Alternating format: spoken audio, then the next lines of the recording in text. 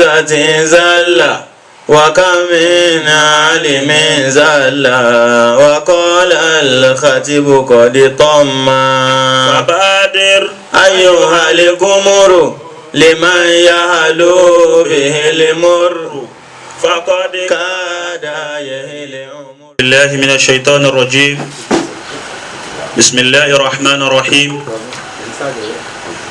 أدعوك فون الحمد لله àṣeyìkẹ́ àti gẹ̀fà nábọ̀wá Muhammad sallallahu alayhi wa sallam. ẹni tí ọlọ́run náà sáyé bí kó máa jẹ́ olùmọ̀nà kó sì máa jẹ́ ẹni tí ó máa fi ní mọ̀nà. ìkẹ́ náà kó máa lérí ànábì nìkan kó máa bá àwọn sàhábà kó máa bá àwọn tí wọ́n fi lànà ànábì ṣe lànà títí jẹ́ ẹ̀san. àmín. látara bẹ́ẹ̀ kí Mawlana Sheikh Adam rahimahullah. aki baba Sheikh Ibrahim Ayas baba Sheikh Ahmed Tijani gbogbo àwọn ọmọ yẹn àwọn wòlíì Ọlọ́run aki wọn ìkẹ́ Ọlọ́run Ọlọ́run kó máa bá wọn. bisimilahi kul huwallah. amin. bisimilahi rahman rahim. kul huwallahu ahad allahu samad lam yalid wa lam yulad wa lam yakul lahu kufuwan ahad. Ọlọ́run ó dá ayé dídá ayé náà tó dá ayé náà ó fi àwọn èèyàn síbẹ̀ ó dá àwọn èèyàn síbẹ̀ kán máa lo ayé náà lílò tí wọ́n ní kán máa lo ayé náà ó ní kán máa lò nílò ti bàjẹ́ níjọ́ tó lọ́wọ́ fẹ́ dá ayé náà òun ni Ọlọ́run tó ń sọ fún àwọn màláìka rẹ̀ wípé nínú Suratul Baqara àyà 30 tó ń sọ wípé wa idh qala rabbuka lil mala'i a'udhu billahi minash shaitanir rajim. بسم الله الرحمن الرحيم. أعوذ بالله من الشيطان الرجيم. بسم الله الرحمن الرحيم. وإذ قال ربك للملائكة إني جاعل في الأرض خليفة قالوا أتجعل فيها من يفسد فيها ويسفك الدماء ونحن نسبح بحمدك ونقدس لك قال إني أعلم ما لا تعلمون. وإذ قال ربك للملائكة إني جاعل في الأرض خليفة قالوا أتجعل فيها من يفسد فيها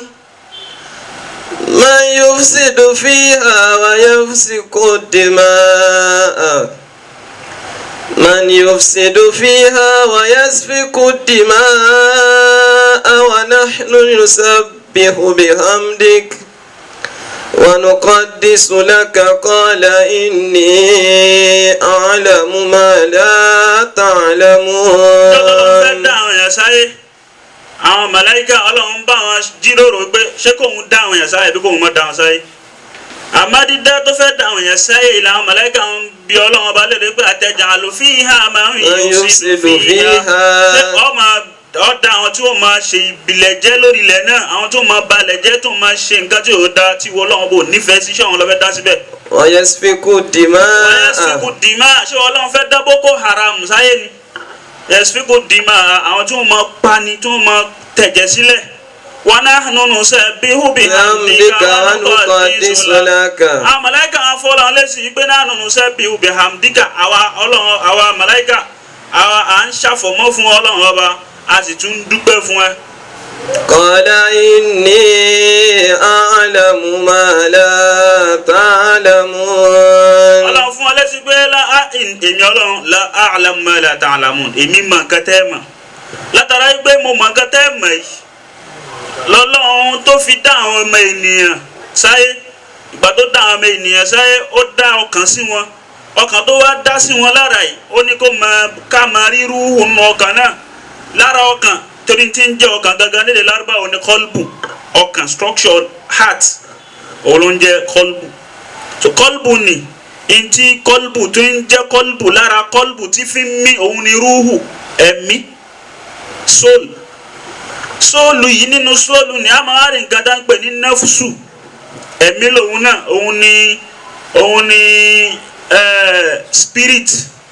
spirit yìí lọ́lọ́run dá sára ọmọ ènìyàn spirit ni máa pọ̀ ọmọ ènìyàn láṣẹ tó dá àtẹ̀yí tí ó dá dídá tọ́lọ́run wá dà yìí náà Ọlọ́run á fẹ́ kí ókè mo fẹ́ àwọn kan tó yá sí pé ẹ̀yin màláíkà ẹ̀yin lẹ́yìn ṣàfọ̀mọ́ fèmí Ọlọ́run èmi ó wá dá àwọn tí ó tún mọ wá ṣàfọ̀mọ́ fún mi tó já sí pé wọ́n ó máa ṣẹ̀ wọ́n sì tún máa ṣàfọ̀mọ́ tó dẹ́yìn màláíkà ẹ̀ṣẹ̀ ẹ̀ kàn ń ṣàfọ̀mọ́ ni. tó lára bẹ́ẹ̀ tọ́lọ́run wá ṣe bẹ́ẹ̀ Ọlọ́run fi ní Suratu Shamsi àyà keje wípé wa nafsin wa ma sawwaha fa alhamaha fujuraha wa taqwaha qad aflaha man zakkaha wa qad khaba man dassaha. Ọlọ́run lòun fi ẹ̀mí. wa nafsin wa ma sawwaha. wa nafsin wa ma sawwaha. Ọlọ́run lòun fi ẹ̀mí tí ń mí lára ọmọ ènìyàn tí ń pani ọmọ ènìyàn láṣẹ ẹbú àtàṣẹ dáadáa Ọlọ́run lòun fi búra wa ma sawwaha àtẹni tó dá ẹ̀mí náà. Allah.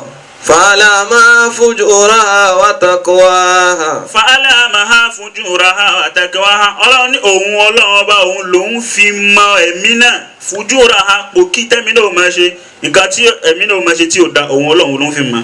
وتقواها àtẹ̀yí tí ó máa jẹ́ kẹ́mi náà máa bẹ̀rù àwọn Ọlọ́run ọba òun Ọlọ́run òun ti fi mọ ẹ̀mí náà. قد أفلح من زكاها. قد أفلح من زكاها. Ọlọ́run ní man zakaha ẹni tó bá fọ ẹ̀mí yìí mọ́. قد أفلح.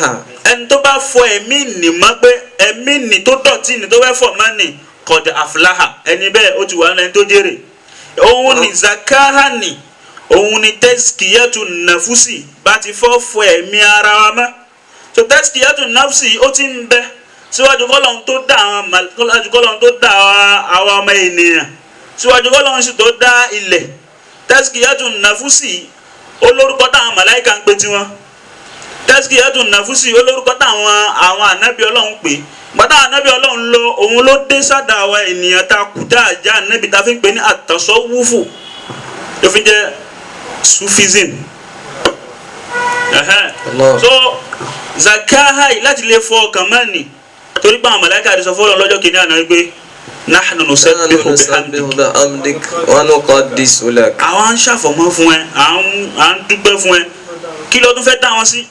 qala inni a'lamu ma la ta'lamun. lára ìlú Ọlọ́run ni wọn ò mọ gàtẹ́ mi mọ̀ látara pé wọn ò mọ gàtẹ́ ẹni tí mo mọ ẹ̀ mọ́ nínà qad aflaha man zakkaha ẹni tó bá fọ ẹ̀mí nìmọ̀ ó ti jèrè. wa qad khaba man dassaha. man dassaha ẹni tó bá fi ìrẹ̀wẹ̀sì ìdọ̀tí tó fi rá ẹ̀mí nì láre pé kí ló ń jẹ́ tasawufu kí ló ń jẹ́ tẹ́síkíyà kí lè yàn ń ṣe kákìrùn ó ti tán kí là ń ṣe la ilaha illallah sí kí là ń ṣe istighfaru sí qad khaba Ọlọ́run ẹni bẹ́ẹ̀ ó ti ṣòfò. kadhabat Samud bitaghaha. lára tazkiyatu nafusi ẹ̀mí kí wá ló ń jẹ́ mi báwo la ti fẹ́ fọ ẹ̀mí náà mọ́ ọ̀nà wo la fẹ́ gbà fọ ẹ̀mí náà mọ́ tábà ti ń fọ ẹ̀mí náà àwọn ipò wo la fẹ́ máa bọ́ sí bá ti ń fọ́ ni àwọn àfa ni wọ́n fi pín an-nafsu sí méje ní ti ń jẹ́ mí ni wọ́n á pín sí méje a ní nafsul ammaratu bisu ẹ̀mí tí ó mọ pani láṣẹ búgbé kíní ṣe kíní tí ó dáná ẹ̀mí ni ó sì máa gbọ́ láṣẹ pé ṣe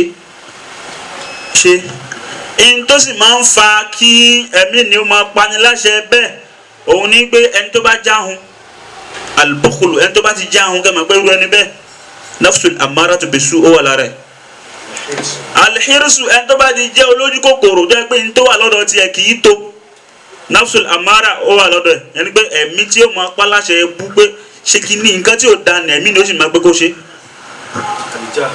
alijahalu àìmọ̀kan torí pé àìmọ̀kan ni yóò máa darí ẹ̀ lọ síbi àìmọ̀kanmọ̀kan so àìmọ̀kanmọ̀kan ni náà yóò máa rò pé n tó ń ṣe ni ó right bẹ́ẹ̀ sì ni kò right. ẹlẹ́kẹ̀jẹ̀ alahasadu la yasudu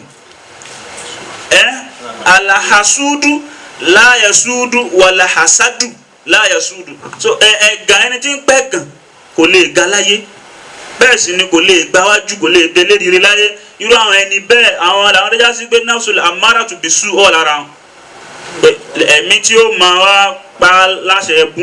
So bó ti fẹ́ fọ ẹ̀mí nìmọ́ qad aflaha man zakkaha, ẹni tó bá fọ ẹ̀mí nìmọ́ ó ti di ẹni tó jèrè. Al-ghadabu ẹni tí ó máa ń tètè bínú, ìbínú yóò máa bínú, yóò máa faraya pé irú ẹni bẹ́ẹ̀ ẹ̀mí tí ń pani láṣẹ ẹbú sí wà lọ́kàn ẹ̀, ó wà lára ẹ̀, kò tí ì fọ́ mọ́.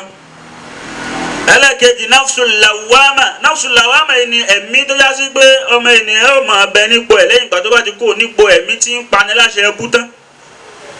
Nafsul lawama yìí òun ni ẹ̀mí tí yóò máa sọ fún yín pé ntọ́ ṣe yìí ó ti ṣe nǹkan tí ò dá tẹ́lẹ̀. Ẹ̀mí ni ó máa sọ fún pé ìbá ti má ṣe. Ẹ̀mí nì bóun ló ti fẹ́ kọjá ibẹ̀ tí ó fi bọ́ọ̀lù dáadáa, tí ò fi ní ṣe mọ́, tó gbogbo máa bu rẹ̀. So irú ẹni bẹ́ẹ̀ àwọn làwọn yá sí pé yóò máa ṣe àwa làwọn ń bẹ̀ al-ujubu mótómótó. Kí lọ́lọ́run ṣe fẹ́ nìkan tí ò ṣe fún wa? Mótómótó ní náà sì ló pa ìbílísù rẹ̀ níjọ́ kìíní àná. So látara wípé ìgbà tó ṣe tán ó padà wá ń bú rẹ̀ gbá ìbá ti mọ́ ṣe léyìí. Alimakiru ète pé ọmọ ìyálé ó ṣe lè gbáwájú ọmọ ìyàwó, ọmọ ìyàwó ṣe lè gbáwájú ọmọ ìyálé, àbúrò mi ṣe lè jù mí lọ, ẹ̀gbọ́n mi àfi ká pa, àfi kó má gbogbo àwọn kan wọn ni. Nafsul lawama tó bá wá ṣe tán yóò máa wò pé kí n bá mọ ìbá ti má ṣe. Àtàmẹ́ni pé nǹkan tí yóò lè ṣẹlẹ̀ kó máa rò lógójì ọdún pé kíní yóò lè ṣẹlẹ̀ kó máa rò pé kíní yìí mo fẹ́ kó ṣẹlẹ̀, mo fẹ́ kó sì lè ṣẹlẹ̀. So irú ẹ̀mí kejì ni. Ẹ̀mí kẹta òun náà ni an-nafsul mulhima. Nafsul mulhima yìí òun náà ni ẹ̀mí tó yá sí gbọ́ ọmọ ènìyàn yóò máa wà ní lẹ́yìn ìgbà tó bá kò ní ìpele nafsul amarati bisu, ẹ̀mí tí ń pani láṣẹ ẹbú. Lẹ́yìn ìgbà tó bá kò ń bí ẹ̀mí tí ń pani láṣẹ ẹbú ni yóò máa bọ́ sí ìpele ẹ̀mí tí ó máa pani láṣẹ ẹbú tó tún máa padà máa wá jẹ̀ka. Ẹ̀mí kẹta náà ni nafsul mulhima, ẹ̀mí tó yá sí pé yóò máa kírun lásìkò rẹ̀, yóò máa gba Ramadan lásìkò, yóò tún máa gba àwọn, yóò máa ṣe àwọn ìlílé iṣẹ́ kan. Àwọn ìlílé iṣẹ́ yìí náà ni yóò máa jẹ́ kí ẹ̀mí ni ó máa fọ̀ mọ́, kò ní lè ṣe nǹkan tí ò dá mọ́, kọ́mọ́ Ọlọ́run ni má ṣe, kò ní lè ṣe. Yóò tún wò pé àbí kí n ṣe ni, ọkàn ló ní ọ̀ gbọ́dọ̀ ṣe. Ọkàn ni torí pọ́kàn ní ti mọ́, ó ti ń bọ́ sínú ipò fa alamaha fujuraha wa takiwaha. Lára ipò Ọlọ́run bá ti fi, ó ti bọ́ sí ipò alhamaha fujuraha. Ọlọ́run ti fi ìlàhámù pé kíní yìí ò da, eléyìí da, eléyìí ò da, eléyìí tí ò da nìfilẹ̀, èyí tó da ni ọmọ ṣe. Irú ẹni bẹ́ẹ̀ ẹ máa rí pé ó ní sùúrù, ẹni yóò ní sùúrù tẹ́lẹ̀, ó ti wá dẹni tó ní sùúrù, ó lágbèmára, ọmọ rẹ̀ kú, Ọlọ́run ni alayaka òní, Haúsá ní sọ bẹ́ẹ̀, alayaka òní, tọ́mọ Haúsá bá kú, mẹ́wàá bá kú lé ní alayaka òní. So lẹ́yìn náà yóò tún bọ́ sínú nafsul mutma'inna. Nafsul mutma'inna yìí ni ẹ̀mí tó yá sí pé ẹ̀mí tí ọmọ ènìyàn inú rẹ̀ ó máa dùn, ọkàn rẹ̀ ti balẹ̀ gbà ibi tá a báṣẹ́ dé yìí, alhamdulillah, kò sí tó ju Ọlọ́run lọ mọ́. Lẹ́yìn náà nafsul radiya. Nafsul radiya ni òun ni ẹ̀mí tó yá sí pé Ọlọ́run ní àbọ̀ ẹni nìkan ó sọ pé mo fẹ́ bẹ́ẹ̀, Ọlọ́run náà sì mọ́ ní ọ̀dà bọ́tí fẹ́ nu, èmi náà fẹ́. Òun ni anabiwa Muhammad lanabi sọ nínú hadithul qudsi pé man adali waliyan faqad azantuhu bil harbi. Anabi ni man adali waliyan, ẹni tó bá ti bọ́ sínú ipò rọ́ọ̀díyà tó yá sí pé tó bá wòkè bá Ọlọ́run lówó, tó bá wò sàlẹ̀ Ọlọ́run lówó. Faqad azantuhu bil harbi, ẹni tó bá bàrù ẹni bẹ jàkadì pé òun fẹ́ bá jà, òun Ọlọ́run ọba òun ti bá mú jàkadì.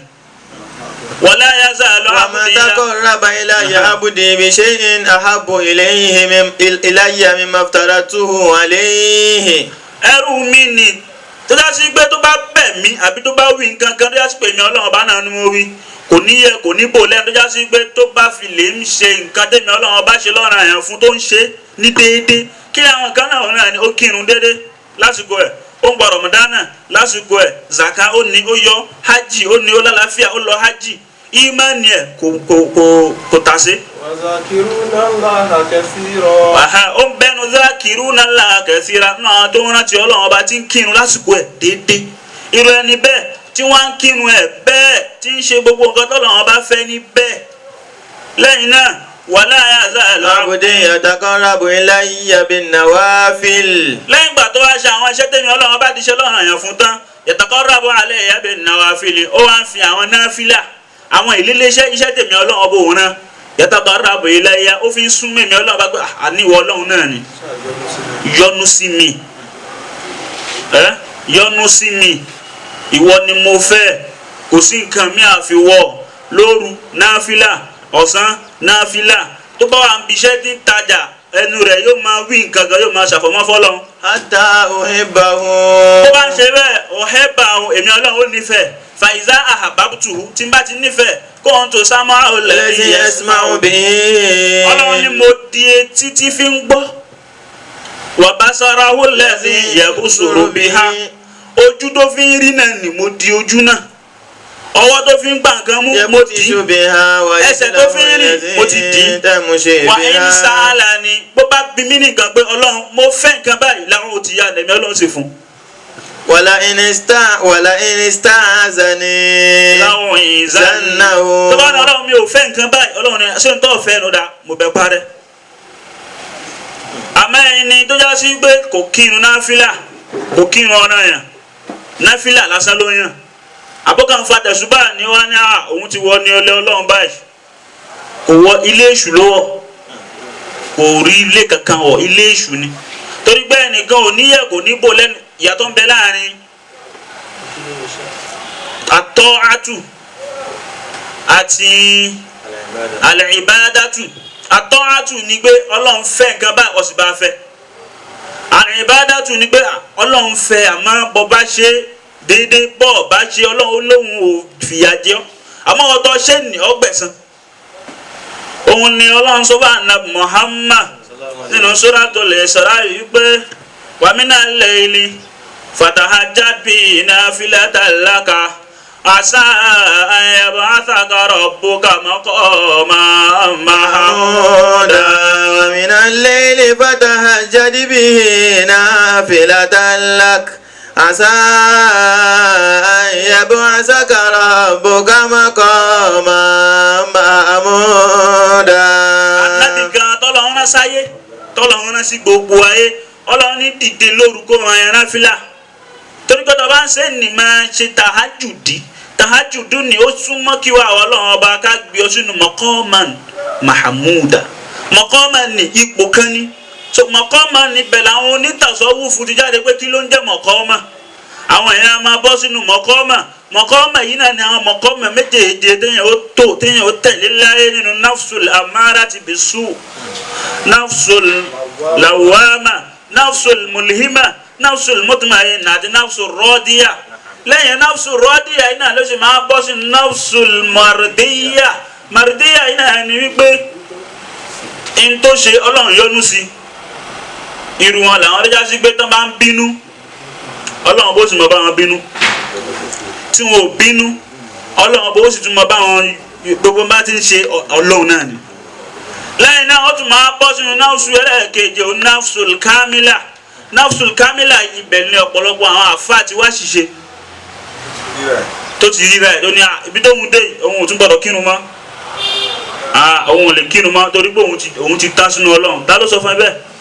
Wa'budu rabbaka hatta ya'tiyakal yaqin. Ọ̀sìn lọ́hùn kú ni, ọ̀tọ̀ ni ìbádà, ọ̀tọ̀ ni pé Ọlọ́run fẹ́ ni ọ́ ṣe kú ni. So ọtí wá lórí pé ọtí wá ń sùn àbọ̀jòkó Ọlọ́run ṣí káṣà fi kan fún ọ wá rí nǹkan kan, ó wá túmọ̀ sí pé ìwọ lọ ní tọ́lọ́ nífẹ̀ẹ́ sí jù. Ọlọ́run ò fún ẹ ládéhùn bẹ́ẹ̀, àdéhùn tọ́lọ́run fún ẹ ni pé sinmi tó fi kú. ní tó sì dá ọ fún náà ni wípé torí ìjọsìn náà ni ma khalaqtul jinna wal insa illa liya'budun. So ìbádà ni tó dá ọ fún ni àfikọ́ ṣe kú. So tó bá wù ọ lè máa kírun gbà ẹ̀ ṣe gbogbo ẹ̀ kọ́ máa ní náfìlà gangan, àmọ́ ọlọ́run sọ fún anabuwa Muhammad nínú suratul Qari'ah ó ní wípé fa amma man thaqulat mawazinuhu fa huwa fi 'ishatin radiyah wa amma man khaffat mawazinuhu fa ummuhu hawiya wa ma adraka ma hiya narun hamiya. yàtọ̀ bẹ́ẹ̀ láàrin òṣùwọ̀n pẹ́rẹ́gì àti skéèlì mizanu ọ̀tọ̀ hisabu ọ̀tọ̀ in tó ń jẹ́ hisabu òun náà ní irun tó kí ọlọ́run ó ṣírò rẹ̀ pé bó lọ ti kírun rẹ bó lọ ti gbààwẹ̀ rẹ bó lọ ti ṣe eléyìí bó lọ ti ṣe eléyìí tí hisabu ní tó bá torí ṣe tó pé ọlọ́run tẹ̀tún á bọ́ sínú mizanu ní onínáfílà sórí mizanu ní náà ni ó jẹ́ kí àwọn hisabu ní kó pé òun ni ó jẹ́ kí òṣùwọ̀n ní kó ṣe pẹ́rẹ́gì kí làwọn kan tó dìmẹ́rù àwọn àdìmẹ́rù ẹni náà òun ni náfìlà òun ni la ilaha illallah òun ni istighfaru òun ni azkaru òun ni gbogbo àwọn àṣàlátì tó bá mọ̀ tó lè máa ṣe fún anabuwa Muhammad sallallahu alayhi wa sallam.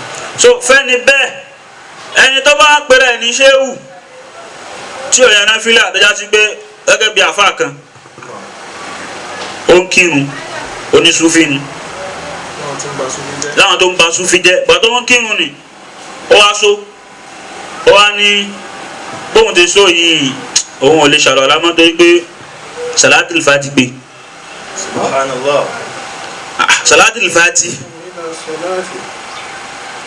tọ́lọ́n ti sọ ní Al-Qur'ani pé fa idha qumtum ila salati Suratul Ma'idah àyà kẹrin fa idha qumtum ila salati faghsilu wujuhakum wa aydiyakum ila al-marafiqi famsahu birusikum wa arjulakum ila al-ka'bayni wa in kuntum junuban fatahharu wa in kuntum junuban tẹ́ bá so abẹ́tọ̀ fatahharu ẹ̀ ṣe mímọ́ bẹ́ẹ̀ bá sì ń kírun la taqrabu as-salata wa antum sukara hatta ta'lamu ma taqulun wala junuban kí ni junubun bẹ́ẹ̀ ni so ọ̀tọ̀ ní àfa onítàsọ́wúfù rẹ̀ yásí pé ó fẹ́ bà tàsọ́wúfù jẹ́ tí ò mọ̀ kankan ọ̀tọ̀ lẹ́nu jásí pé àfòmọ́gi tó kàn fòmọ́ pé kíní yìí ó kàn bọ́ síbẹ̀ gbàtó yá ọba ẹ̀sìn pẹ̀lẹ́ ń ṣe wù pẹ̀lú àìnímọ̀ pẹ̀lú àìmọ̀ kankan so tàsọ́wúfù yìí ó wá níbi tó ti ń bọ̀ ó níbi tí tẹ́sìkì yàtù nàfúsì yìí ó níbi tó ti ń bọ̀ látara àwọn màláíkà ò ní tán fẹ́ gbà pé wọ́n ṣàfọ̀mọ́ fọlọ́run kí n náà fẹ́ gbà ń bẹ́ ọlọ́run wá fẹ́ ẹni torí pé ọlọ́run ọba tí ń jẹ́ àlàáfù ọba alámójúkúrò algafur ọba tí ń foríjì ni ó wá ń wá ẹni tí ó ṣẹ̀hun tóun ó lè foríjì torí pé bó ni gàfúrù ni ó ṣe ṣiṣẹ́ tí ò bá ṣẹ̀ṣẹ̀ ó wá fi dáwọ̀ ènìyàn ìgbà tó dáwọ̀ tazkiyatun nafsi ni ó wá ń bọ̀ ó bọ̀ títí tó fi débi ànábì wa Nuha nínú suratu Nuh suratul Mu'minun aya 23 anabi Nuh oni walaqad arsalna Nuhan ila qaumihi faqala ya qaumi ibudullaha ma lakum min ilahin ghayruhu afala tattaqun. suratul Mu'minun 23 فأوحينا ولقد أرسلنا نوحا إلى قومه فقال يا قوم اعبدوا الله ما لكم من إله غيره أفلا تتقون. ọlọ́run ọba ara nàbì Nuha sáwọn àjọ rẹ̀ فقال يا قوم اعبدوا الله.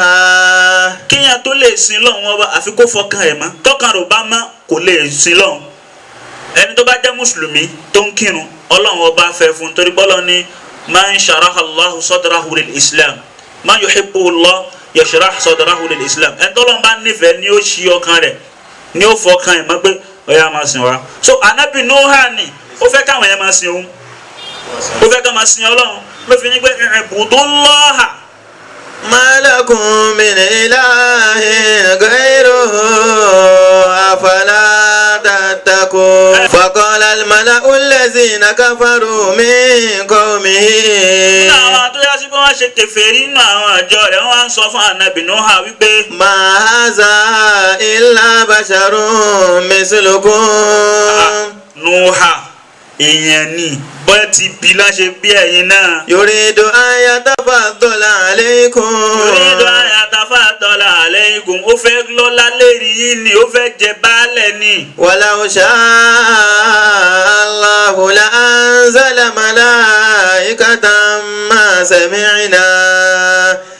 sami'na bihadha fi abaina al-awwalin. walau sha'a Allah tọ́lọ́ ń bá fẹ́ ni la anzala malaikatan ìwọ kọ́ ní òun náà màláìkà ló yẹ kọ́ lọ́wọ́ náà.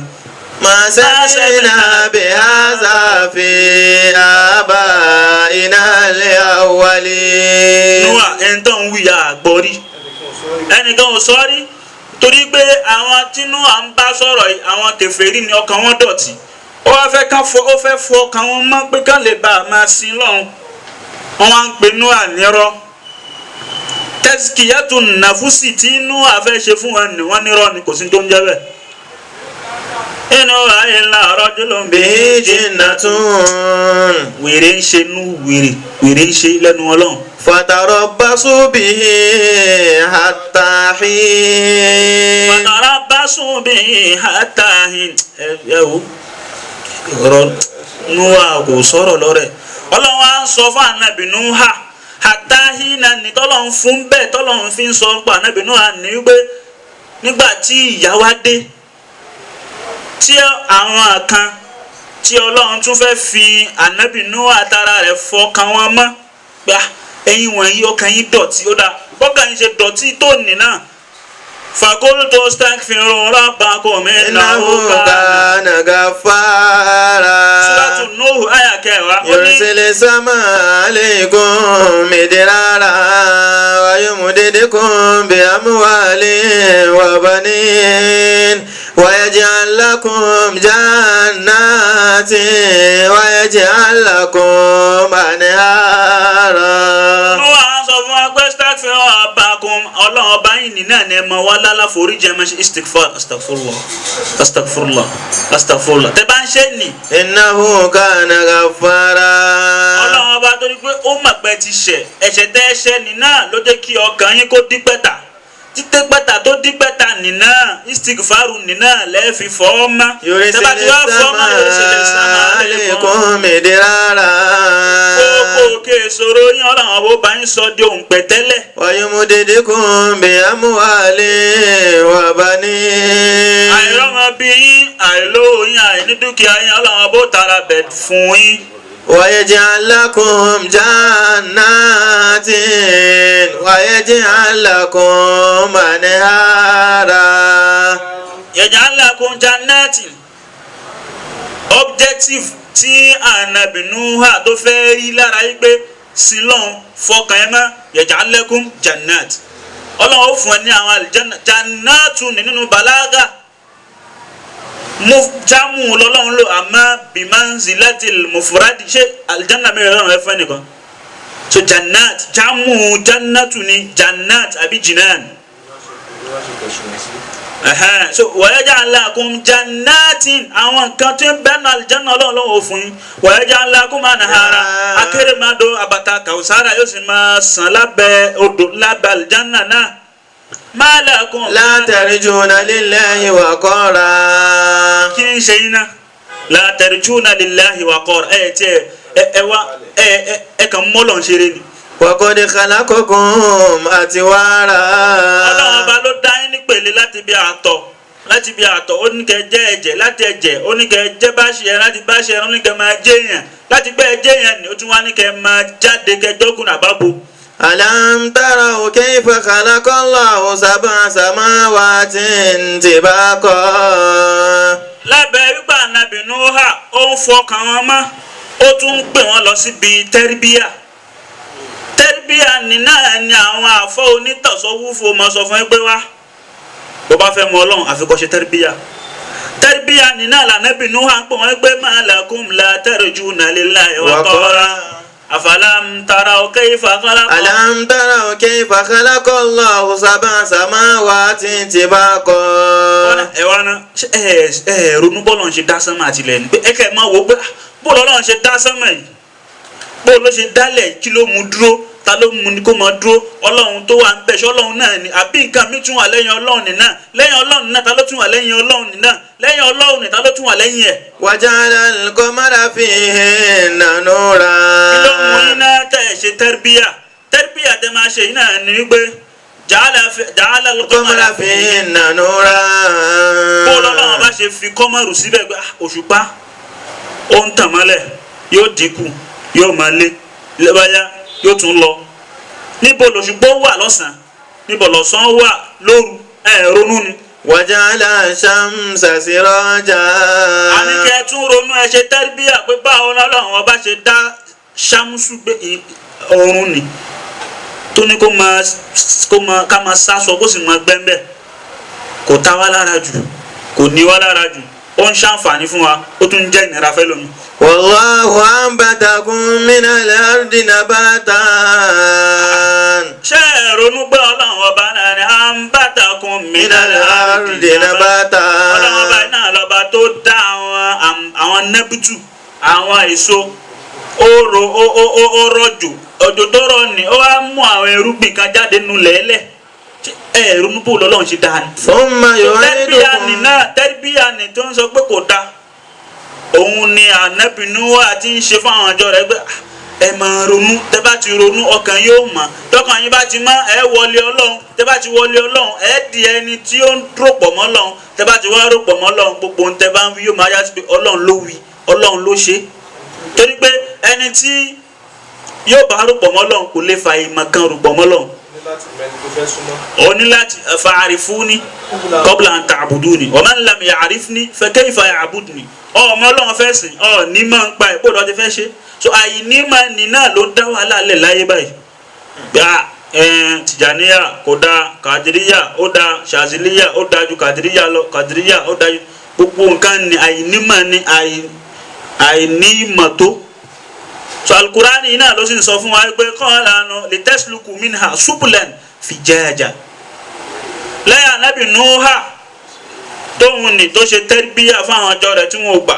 àwọn tó gbà àwọn tó sì gbà wọ́n là àwọn tí wọ́n ò gbà wọ́n wà nù àwọn adéjá sí pé ọlọ́run ọba ó hàlákà pẹ̀lú omi túfánù ó wá ka anábì wa Ibrahim Khalilullah lọ́lọ́run sọ ní suratu Safat àyà 83 wípé wáyé mẹ́ṣí àti ìhìnlá Ibrahim nínú àwọn tí ó ṣe bí ànábì Núhà ṣe ṣe nínú Ibrahim àná isja araba obi qalbin salim nígbà tá ànábì Ibrahim tó dé bá ọlọ́run ọba tó ní isja ahu bi qalbin salim nígbà tó dé bá ọlọ́run ọba pẹ̀lú ọkàn tó mọ́ so tí ọkàn ànábì Ibrahim ò bá mọ́ tí ò bá ní tazkiyatu nafs tí ò bá fọkàn rẹ̀ mọ́ ni kò lè rí ọ̀dọ̀ ọlọ́run so qalbun salimu ni tó dé tọ́dọ̀ ọlọ́run ọba ni lọ́lọ́run fi gbà á nígbà tọ́lọ́run wá gbà á. iz qala li abihi wa qawmihi maza ta'budun. ọ̀rọ̀ méjìlá mú bí iz qala li abihi nígbà tá ànábì Ibrahim tó sọ fún bàbá rẹ̀.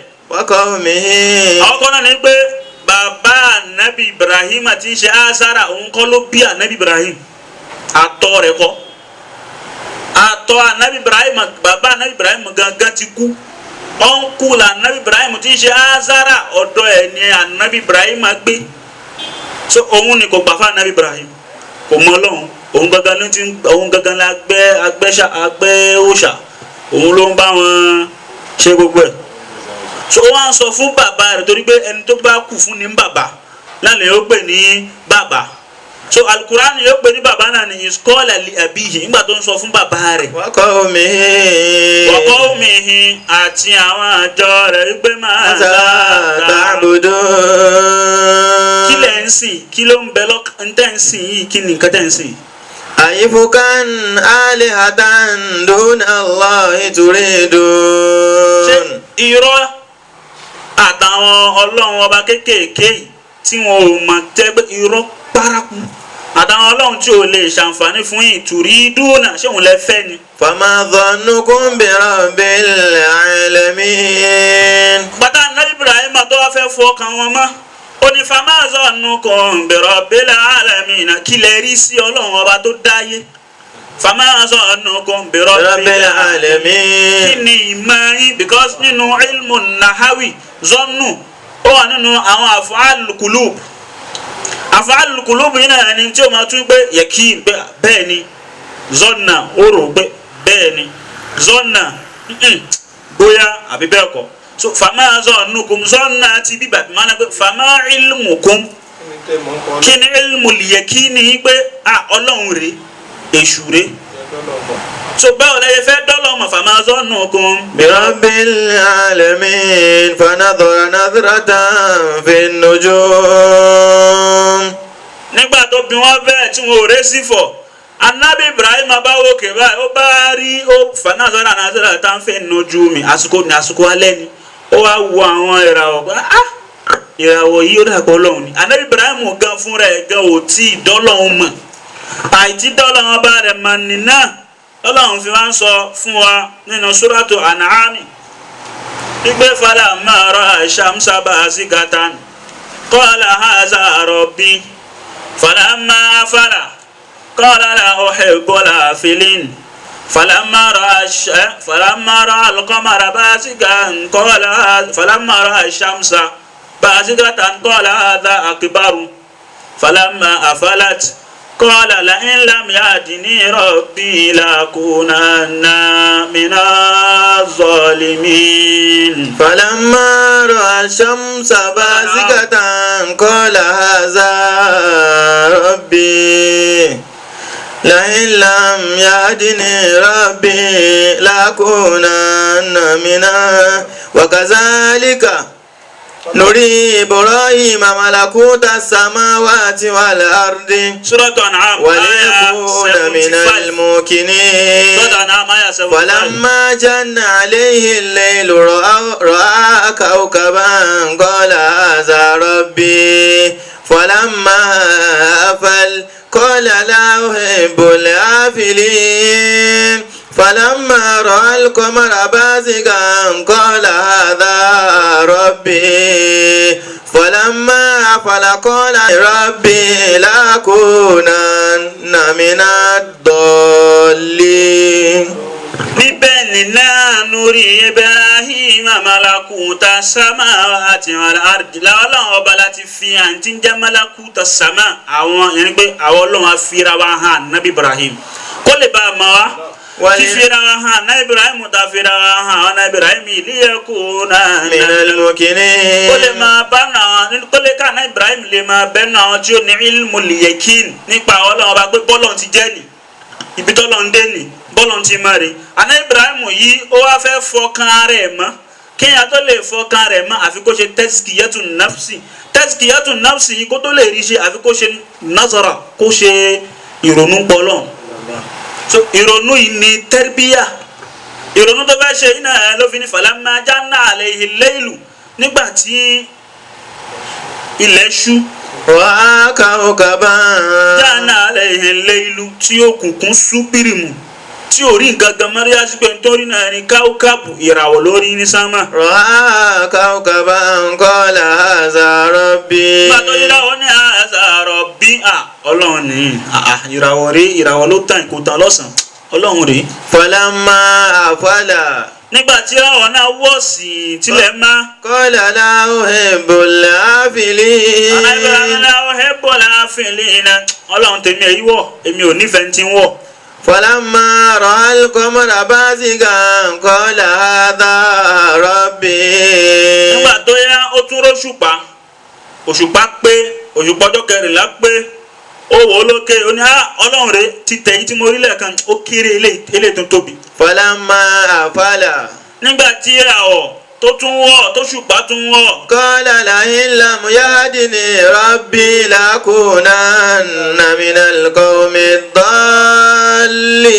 الضالين. òótọ́ àìtí ọlọ́run ọba mi tí ò bá fi lè fi ọ̀nà mọ̀ mí pé tí ò fira ẹ̀ hàn mí pé òun ọlọ́run rè لأكونن من القوم الضالين ìmọ̀ bẹ́nu ẹni tó sọnù. فلما رأى الشمس بازغة. nígbà tí ilẹ̀ máa ti ànábì Ibrahim tó rí oòrùn tí oòrùn tàn yàn. قال هذا ربي هذا أكبر. akbaru. nígbà tó náà ọlọ́run gangan rè eléyìí ó kárí ayé ó tóbi jù òṣùpá lọ ó tóbi jù ìràwọ̀ lọ. afalat. nígbà tí oòrùn náà tóun náà yẹ tàrí qala ya qawmi inni bari'un mimma tushrikun. níbi bẹ́ẹ̀ nínú ọlọ́run ọba ti ń fira ẹ̀ hàn náà Ibrahim àgbà èmi kọ́ rè èmi kọ́ rè àmẹ́mi ni mò ń yọ oòrùn èmi ni mò ń ní oòrùn kó máa wọ̀ èmi mò ń mú òṣùpá yọ èmi mò ní kó òṣùpá máa wọ̀ èmi mò ń múra wọ̀ èmi mò ní kíra wọ̀ máa yọ. qala ya qawmi inni bari'un mimma tushrikun. nígbà tó ń wọ́ ọ ní ẹni bàárẹ̀ ọ mimma tushrikun náà èmi mo bọ́ pa bọ́sẹ̀ kó n bẹ tẹ́ ń ṣe nì torí pé ṣírùkù ni màá nà pé ẹ̀ ń ṣe ẹbọ tẹ́ ń ṣe nì ní bá ń ṣe. إني وجهت وجهي للذي فطر السماوات والأرض حنيفا. Al-yakin ìmọ̀ àmàdájú tó Ọlọ́run fẹ́ ká Ànábì Ibrahim máa ní ó ti mọ̀ nípa pé Ọlọ́run fẹ́ kó mọ̀ pé òun lọ́ba tóun ní ìràwọ̀ òun lòun mú ọyọ òun lòun lo òṣùpá òun lòun ní oòrùn nígbà tó ti wá rí bẹ́ẹ̀ torí pé òun gan fún rẹ̀ ti sọ fún àwọn ọjọ́ rẹ̀ pé fama zannukum bi rabbil alamin kí ni tẹ́rí nípa Ọlọ́run ọba tó dáyé tí ń re ayé náà tí ń re gbogbo tí ń bẹnu ayé náà òun ní náà ló wá ń sọ pé ẹ̀wà jahatu wajhiya lillazi fatara samawati wal arda hanifa. wajahatu àkọ́kọ́ ni bìmánà wípé qasaditu mo dàníyàn wajhiya ọkàn mi mẹ́nàgẹ́ sallamtu sadri wa sallamtu qalbi torí Ọlọ́run ti ní pé jaa bi qalbin salim so inni wajjahtu wajhiya mo fi ọkàn mi lẹ̀ f'Ọlọ́run ọba mo fi àlámọ̀rí mi lẹ̀ f'Ọlọ́run ọba. lillazi fatara samawati wal arda hanifa. fatara samawati wal arda hanifa òun ló dá sámà òun ló dá ilẹ̀ hanifa lẹ́ni mímọ́ tí ó máa ṣe hanifu f'Ọlọ́run yẹni pé tasawufu lásìkò àná Ibrahim wọ́n pè ní hanif nǹkan mímọ́ hanif ní láyé àná Ibrahim wa ma ana minal mushrikina èmi àná Ibrahim mi ò ní máa bẹ́ẹ̀ nu ẹ tí ń ṣe ẹbọ pẹ̀lú Ọlọ́run ọba àná Ibrahim ṣe tiẹ̀ ó bá àwọn ọjọ́ rẹ̀ ṣe láti lè wá kí lọ́lọ́run àwọn tó gbàgbà àwọn tí yóò gbà ò gbà kí lọ́lọ́run ìgbó jẹ́ pé tíra rè ó fẹ́ fọkàn wọn mọ́ kó ń bi kèfèrí tí wọ́n ń ṣe nì kó ń bi kèfèrí tí wọ́n ń ṣe nì náà tá ànábì Ibrahim ṣe títí tó fi ká ànábì Isa tó fi ká ànábì Musa tó fi wá ká ànábì wa Muhammad sallallahu alayhi wa sallam. bàtà ànábì dé Ọlọ́run ọba ó ń sọ fún ànábì wa Muhammad suratul Jumu'ah àyà kejì wípé huwa alladhi ba'atha fil ummiyina rasulan minhum يتلو عليهم آياته ويزكيهم ويعلمهم الكتاب والحكمة وإن كانوا من قبل لفي ضلال مبين.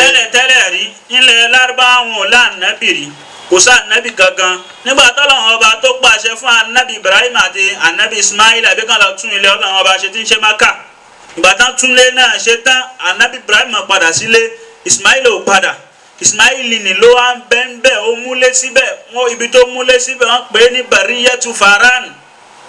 Bariyatu Faran ni anabi Ismail á múlé sí ó fẹ́ yàwó ó bẹ̀rẹ̀ sí ní bímọ àwọn arọmọdọ́mọ àtọ̀ náà ó wá lọ látara anabi Ismail àti títí tó fi dèrè anabi Muhammad kótó wá ka anabi ọkọ kan Abdullah lẹ́yìn Abdullahi bí Muhammad yìí ni Ọlọ́run wá ń sọ wípé ba'atha fil ummiyin àwọn òmìrán àwọn tó já sí pé ummamiyin àwọn ọmọ ìyá ẹ̀ mother's child wọn ò máa ń pé wọn ò lè fi ìdígò kọ́ ó wọn ò máa kankan wọn ò gbọ́gbà nẹ́bì kan wá rí ba'atha fil ummiyina rasulan. àmọ́ wọ́n ní ìmọ̀tá nìní wọn ò ní ìmọ̀ kìló kan àmọ́ wọ́n ní mọ̀ wọ́n mọ̀ nǹkan tí wọ́n ní ìmọ̀ àmọ́ wọn ò mọ̀ kìló kan so náà fi ń pè ní asr al-jahiliya àìmọ̀kànmọ̀kàn pé nítorí ẹ ká ṣe rèé má ti ń kọ kínní rèé má ṣe àmọ́ wọ́n ń lo ọlá láàrin ara wọn ọlá tí wọ́n ń lò láàrin ara wọn ìwọ̀n ò lájú nítorí pé lọ́nà lọ́hùn àwọn tó ní páwà ayé àyàn méjì náà ló ní ayé àwọn Romanian ó níbi táwọn ní tí wọ́n ń control àwọn Greek àwọn náà níbi tí wọ́n ń control àwọn Persia so ibi tí wọ́n ń control ní wọ́n á rí gbà ilẹ̀ Lárúbáwá àwọn eléyìí ò ní kankan wọn yìí jáde so èyí tó bá jáde nu wọn náà ni èyí tí yóò lọ wá nǹkan jẹ pé bóyá ó lọ ṣèrìn àjò lọ sí Sham ó dẹran lọ àbó ṣòwò lọ yóò wá padà so Ọlọ́run á ní ibi tí wọ́n ti rò pé nǹkan kan gidi kan ò lè jáde níláwọ́ Ọlọ́run ti gbé Ànábì Muhammad dìde. Rasulan minhum. Àgbẹ̀ Rasulan minhum àgbẹ̀ òjíṣẹ́ ńlá kan dìde nù wọn. Yatlu alayhim ayatihi. Àgbẹ̀ dìde nítorí pé yatlu alayhim ayatihi nítorí kó lè bá a máa ka àwọn àmì ọwọ́ Ọlọ́run ọba fún àwọn àjọ ni. Wa yuzakkihim. Wàzífà mẹ́ta torí nǹkan mẹ́ta mẹ́rin lọ́lọ́run bá fi gbé Ànábì dìde àkọ́kọ́ ń bẹ̀ tilawatul ayat pé ẹ̀yin wa yìí nǹkan tẹ́ ń ṣe yìí Yahuza Yahuqa Nasra tẹ́ ń sìn kì í ṣe Ọlọ́run tẹ́ sìn báyìí ló ti rí àwọn àmì kan l'Ànábì ó máa tọ́ka fún wọn tó fi máa mọ̀ pé Ọlọ́run rí bọ́lọ́run ti ń ṣe rè ibi tó bọ́lọ́run ṣì wà rè lẹ́yìn bẹ́ẹ̀ yuzakkihim yóò fọ̀ wọ́n mọ́ yóò mú wọn yóò tó pé ọkàn wọn ti dí pẹ́tà ó ti dọ̀tí yóò fọ̀ wọ́n mọ́ pẹ̀lú kí ló fi fọ̀ wọ́n mọ́ l'Ànábì Muhammad ló fi ní pé ana atubu ilallahi kulla yawmin mi'ata marratin ó wà nù Sahih Bukhari ana atubu ilallahi kulla yawmin mi'ata marra èmi Ànábì èmi a máa ṣe istighfar lọ́gọ́gọ́rùn lójoojúmọ́ torí pé ọkàn ìmọ̀ ń dọ̀tí Ọlọ́run ni yuzakkihim òun ló gbé Ànábì líle kó lè bá a ṣe tazkiyatun nafsi fún wọn. Wa yu'allimuhumul kitaba wal hikmata. Yu'allimuhumul kitaba wal hikmata lẹ́yìn náà nítorí kó lè bá a kọ́ wọn lẹ́kọ̀ọ́ kó lè bá a fi alukurani mọ̀ wọ́n wálé hikimata kó lè bá a fi hikima wáwò ní wáwò màáyà yu'allimuhumul kitaba bil hikimati yóò máa fi hadisi títí ẹ yóò máa fi kọ́ wọn ní alukurani èyí tí hadisi tó bá ṣe é tú yóò fi hadisi tú èyí tó bá ti gbọ́yé ni kò ní wulẹ̀ sọ́mọ́. Wa in kanu min qablu lafi dhalalin mubin. torí pé tẹ́lẹ̀ rí wọ́n ti ń bẹ nínú àìmọ̀kan. Wa akharina minhum lamma yalhaqu bihim huwal azizul hakim. Wa akharina minhum àtàwọn ẹlòmíín náà lamma yalhaqu bihim tí wọn ò tí ì bá wọn yẹn pé tí wọn ò bá Ànábì láyé òun làwọn àwà yìí àbá Ànábì láyé a sì ń ṣe tazkiyatun nafsi. Tazkiyatun nafsi tàbí fọ ọkàn wa mọ́ yìí náà ó wà níbi tí ń lọ. Ànábì náà ni Ọlọ́run ọba gbé dìde pé kó máa ṣe tazkiyatun nafsi fún àwọn èèyàn fún àwọn màláíkà.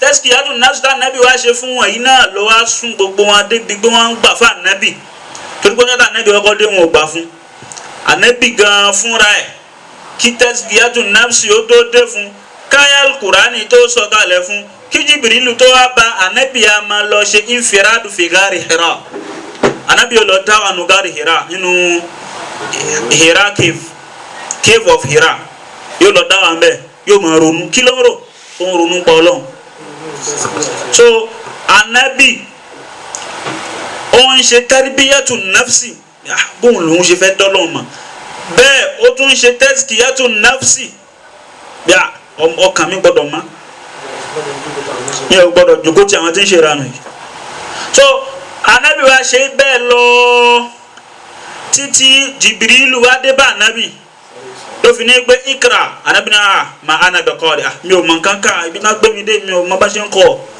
Jibrilu pa láṣẹ lẹ́ẹ̀mẹ́ta ó ní àmàánà bẹ́kọ́rì títí tó fi sáré dọ́dọ̀ ìyàwó Khadija tí fi ń gbọ̀n gidigidi báyìí pé zẹ̀mìlíní wá daṣọ bomi Khadija sì rè ó ti mọ ìràwọ̀ Ànábì tẹ́lẹ̀